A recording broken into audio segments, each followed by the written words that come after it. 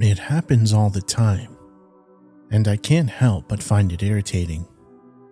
I live on the outskirts of town, less than a mile from a busy highway, and people pull into my driveway at all hours of the day. It always makes me nervous, wondering if someone is dropping by unannounced, only to see them sit at the end for a moment before reversing and driving away.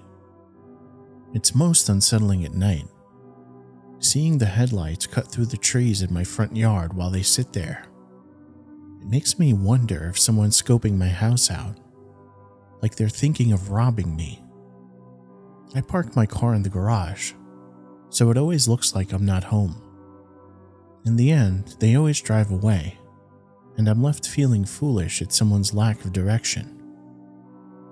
A few days ago, however, someone pulled in and didn't leave. I stood and watched them from the window of my living room, peeking out through the blinds. The car sat there suspiciously, idling just at the end of the driveway.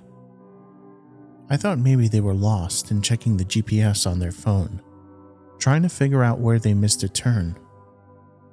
I try not to be a total jerk about it and give them time to figure out where they're going before jumping to conclusions. But it was after 11 o'clock at night, and not only were they interrupting my movie, they were weirding me out. When the car stayed there for 5 minutes, I started to get worried. I raised the blinds and started waving to see if I could get some kind of reaction. The car continued to idle there, a faint trail of exhaust running in the chilly night. Nobody turned on the dome light. Nobody got out. Nothing. I just stood there watching, wondering if I should go out there or call the police. Dialing 911 seemed ridiculous without even going out and seeing first. So I did something I really didn't want to. I went to see why they were sitting there. I put on my shoes and pulled on a jacket. I brought my phone for light or in case I needed to help them call a tow truck or something. I thought the best case scenario was maybe they got a flat tire, and their phone had died and they were too nervous to knock on the door. Like I said, it was after 11, and knocking on someone's door at that hour could be just as shady as watching them sit at the end of my driveway. Against my better judgment, I stepped outside. I could hear the engine running in the distance, along with a chorus of crickets chirping in the night. It took me a few seconds to get the courage to walk out there. The driveway is pretty long and it's really dark. Everything feels scarier in the middle of the night, especially with no neighbors close by. I swallowed hard and started walking, keeping my eyes on the car as I walked over. I turned on the flashlight function on my phone and tried to keep a steady pace on the way. Gravel crunched under my feet and my palms started to sweat. Maybe they were drunk and fell asleep. Maybe it was a couple of young kids lost on a late night out. When I got about 20 feet away, I got a sick feeling in my stomach. Something felt off, especially when I could see the driver behind the wheel.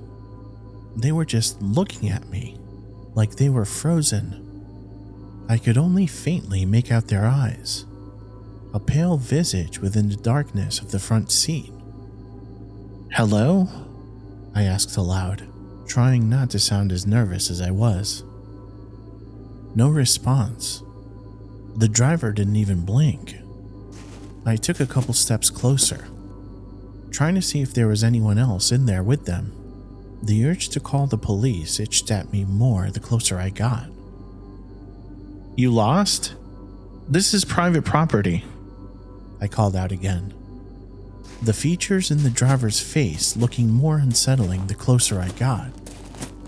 I could only see their eyes, their nose. Why couldn't I see anything else? Why weren't they moving? The headlights were blinding, making it hard to see. I kept pushing forward, holding up a hand to try and block so I could see. I had no choice but to get closer and try to get around to the driver's side to get a better look. More crunching footsteps and their car getting louder. The driver didn't move a muscle, didn't motion me or anything. I realized I was holding my breath, the anxiety welling within me as I approached. The driver looked like a woman, her hands in front of her holding the wheel, but it was so dark in there I couldn't see her hands, only the unmoving stare. A strong feeling of foreboding radiated from the eerie car, and my body begged to turn and run back to the house.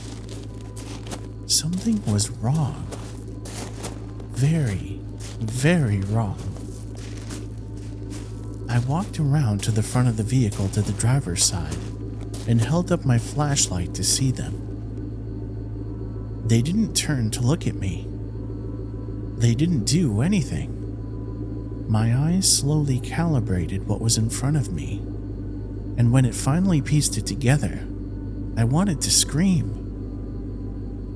The woman was dead, her lifeless eyes frozen on my house, unable to look away. Her throat had been slashed, and the entire car was splattered with blood. Duct tape was everywhere. A single wrap across her forehead to hold her in place, a strip around her mouth so she couldn't speak, and several tight binds around her wrists to keep them to the steering wheel. Her hands had been removed.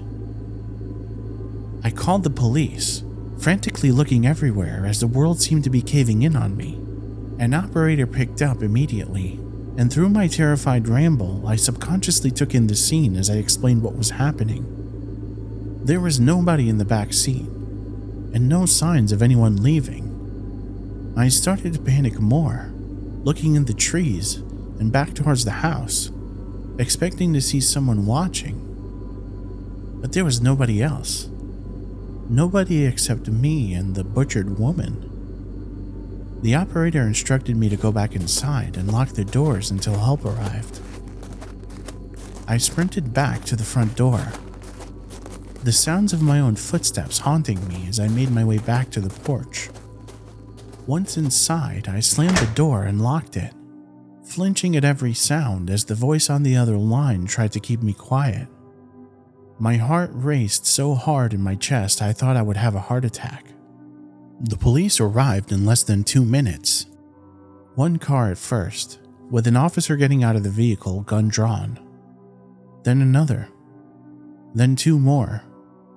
The fire department was next, and the wailing siren bled into the barrage of lights that lit up my entire house. It didn't feel safe to be there. Even after the officers came in and searched the house and scoured the entire property, they didn't find anyone, and the killer didn't leave anything behind. The days that followed blurred together. I had to take some time off work. Between the questioning and my driveway turning into a crime scene, I couldn't go anywhere if I tried. I didn't sleep much.